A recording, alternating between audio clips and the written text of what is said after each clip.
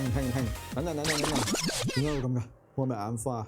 點解啲 GPIO 口唔見晒嘅？咩嚟㗎？咩 A1 A2啊？我買嘅唔係 ESP32咩？我唔係搞錯係嘛？我啱啱買咗塊 Arduino Nano ESP32，但我發現佢啲印嘅標籤同我用開嘅 ESP32好唔同。佢寫住 D1、D2、D3，然後又有 A1、A2、A3。到底呢啲印腳對應返邊一個 GPIO 呢？喺邊可以查到資料？等我睇下佢講啲咩先。佢話呢種印腳標籤唔一致係好正常嘅。普通嘅 ESP32開發版通常直接標 GPIO 嘅編號，例如 GPIO4、GPIO18。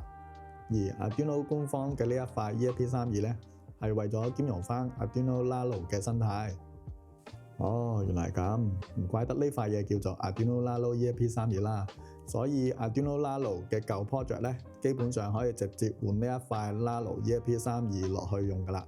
繼續睇落去 ，AI 仲列埋啲影射關係出嚟，例如 D2 係等於 GPIO5，D3 咧係等於 GPIO6。下面仲有官方文檔嘅連結，入去揾返張 printout 圖，有一圖喺手就清清楚楚啦。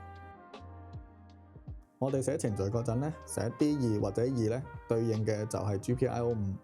咁可唔可以直接寫 GPIO 嘅真實編號呢？係可以㗎，喺 Arduino IDE 菜單欄嗰度選擇工具，預設就係 by Arduino Pin Number， 即係跟返嗰塊板上邊印嘅號碼。但係如果你想喺曲入邊直接用返 GPIO 編號嘅話咧，可以揀 by GPIO Number。喺呢一個模式，你寫1就係對應返 GPIO1㗎啦。但接試嗰陣咧，你都係要睇清楚㗎喎。GPIO1 其實係對應開發板上面標注 A0 嘅嗰一個位置啊，講到我自己都有啲亂啦。總之你如果係用開 Arduino 版嘅話咧，保持呢一個默認預設就最好啦，跟翻塊板嘅標注，冇咁容易出錯。我係因為以前用開 ESP32先至會有咁嘅迷思、咁嘅煩惱。如果你係第一次玩，恭喜你，你係唔需要明我講咩㗎，大概有個概念就得啦。搞清楚問題，通電睇一睇。USB 嘅接口係用 Type C 嘅，夠晒方便。插上電之後，行緊嘅應該係出廠嘅程序。啲燈閃到鬼火咁靚。以前玩 Arduino Uno 都有粒 LED 燈做 Hello World 嘅。咁我一於問下 AI 呢塊板係點玩㗎啦。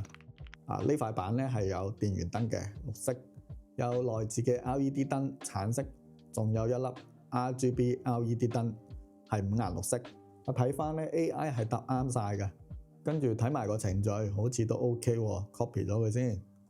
打開 Arduino IDE， 上傳程序之前要揀好個開發板同埋 port 口嘅。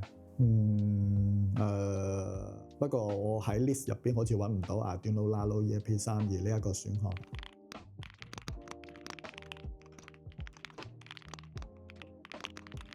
嗱 ，AI 教路。點擊呢個開發板管理器，輸入 Nano ESP32， 揾到 Arduino ESP32 Bus 之後咧，撳 Install 呢一個掣進行安裝。裝好之後咧，就可以喺個 list 入邊揀翻 Arduino Nano ESP32啦。黏翻頭先 copy 嘅嗰段代碼先，揀翻個 port 口，撳埋粒上傳掣，佢就會自己編譯。編譯完成之後咧，就會自動上傳。我哋留意下粒橙色燈係咪一閃一閃啦？就係咁簡單，你已經上手咗 Arduino Nano ESP32啦。我見到塊板上面仲有一粒多彩嘅 RGB LED 燈。俾個測試程序我，等咗一陣都係嗰幾招啦 ，Ctrl C 加 Ctrl V 啦，然後咧就上傳個曲。依家有咗 AI， 無論係學習定係做 project， 真係慳翻唔少時間。當然啦 ，AI 有時都會抽風亂噏24嘅，講到似層層咁。不過而家呢個情況咧已經比以前少咗好多㗎啦。擁抱 AI 絕對係利大於弊，但最緊要時刻保持懷疑嘅態度、批判嘅思維同埋獨立嘅思考，將 AI 俾你嘅知識真正變成你自己嘅嘢。